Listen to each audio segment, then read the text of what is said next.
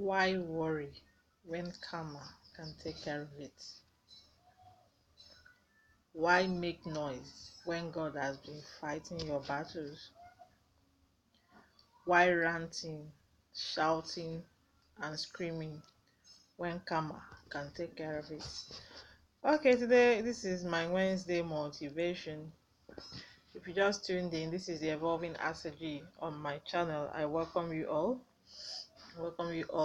Please, if you've not subscribed to this channel, hit the subscribe button, I always say, and the notification icon to get all our updates anytime we post a new video.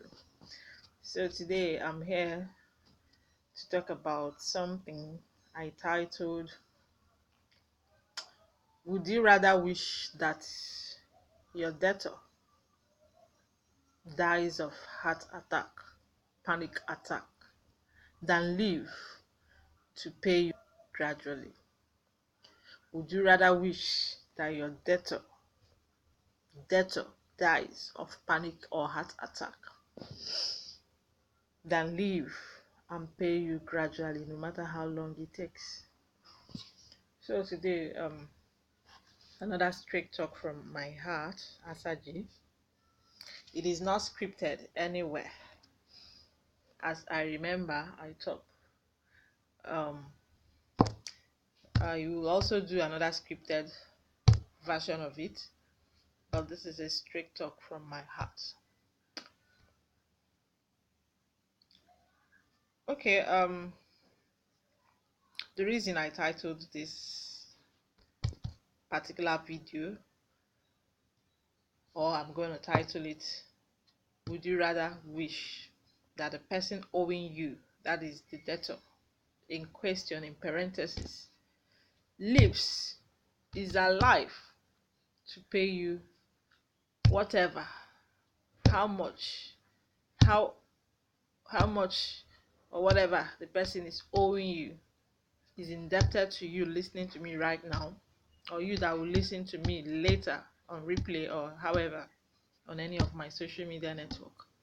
Would you rather wish that your debtor stays alive and pays you gradually, no matter how small, no matter how long it takes, than you just hear a sudden bad news that one Mr. So-so, Mrs. So-so, Miss So-so, Master So-so is deaf because he or she is not capable of offsetting his or her debts?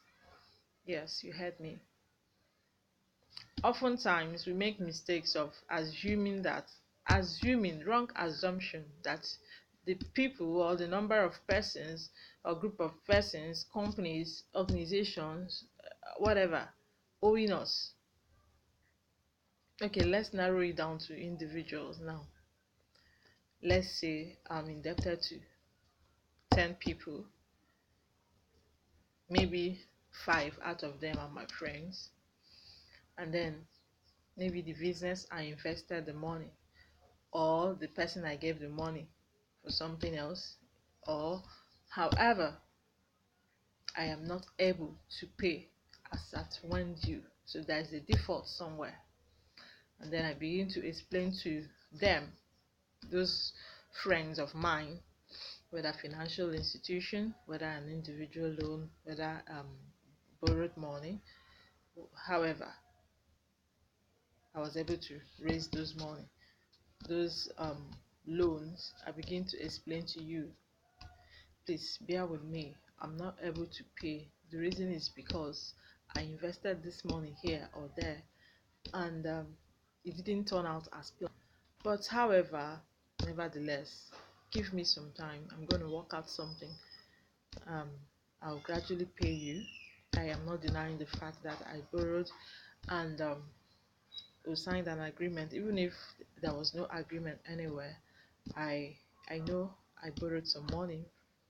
I know I have entangled myself somewhere financially. I am not able to pay as at when stated. And then you begin to see the person as your enemy. You begin to wish that the person does not exist, does not eat, starves, or dies of heart or panic attack. So can you again now? Open at the person more if the person go die. If the person dies of heart panic attack, high blood pressure, or however, would you rather wish that that person dies or lives to pay you gradually? So if the person dies, what are you going to gain? What is your gain?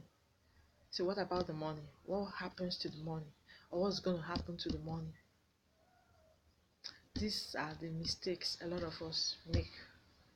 Recently, some months ago, I gave a lawyer, a legal practitioner, some money to help me do something. I did it based on trust. Considering his legal background, I know that some professions, there is no profession that you will not sit out. Those that are unethical about their job, their vocation. There is no vocation, there is no career, there is no job or profession that you will not see ndị nzuzu, ndị na-eme ka ndị isi adịrọ mma, okpoko, people that are daft, non-entities. You will not say because it is legal profession, no, barristers, so they will not have those that are fraudulent. So what happened? I didn't curse him. I didn't pray that he no matter the amount involved. I have had some business transaction in the past. I gave some people goods on trust. Some of them paid, some never paid. I only persuaded them to pay. Some did not pay till death. And that is why in accounting, there's something they classify as bad debts, irrecoverable debts. Those debts that is considered bad, maybe if you're able to recover them, fine. If not, it's considered in accounting, it's considered bad debts, irrecoverable debts. Matter be irrecoverable debts. Now, bro, you can be so I came to pass my message across, and this video is going to be on my YouTube channel. So because the person is owing you some money, probably your friends without you're following the person in in most of our social media network, his or her social media network. If the person does anything, of course, some people live a private life. Somebody can owe you 1 million now. The next minute he has flown to overseas, abroad. It is never anywhere. It is not going to be on social media or anywhere. How are you going to know? So those of them that decides to flaunt some of the things they do on the social media, so you begin to get angry, okay, because the person is owing you 1 million and is not able to pay. He or she should not eat. He or she should not travel to anywhere to make ends such that he or she can pay back. He or she shouldn't even contact you and keep apologizing, being apologetic, and asking for more time. It is a no-no, because the moment the person does it, the person is being ignored. The person is being considered a fraudster. Yes, because you're incapable of paying the debt, your loan, the money you borrowed or something. So now, have you ever tried any business venture and it failed? What about those importing goods and services whose containers were seized, or whose their goods capsized? You know, came back at those people.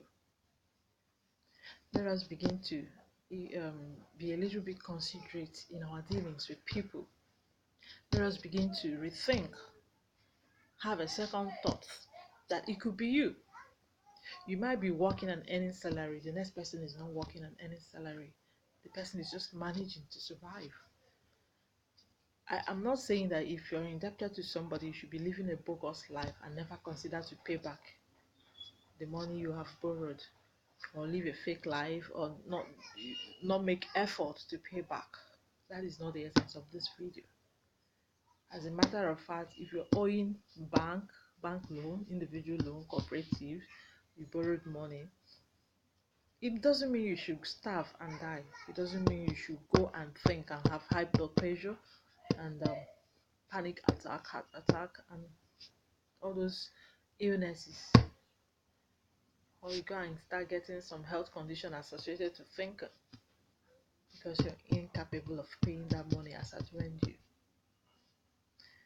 Maybe you might have signed an agreement to pay a certain money within a period of 6 to 1 year. And along the line, something transpired. You were not able to meet with that condition. What happens?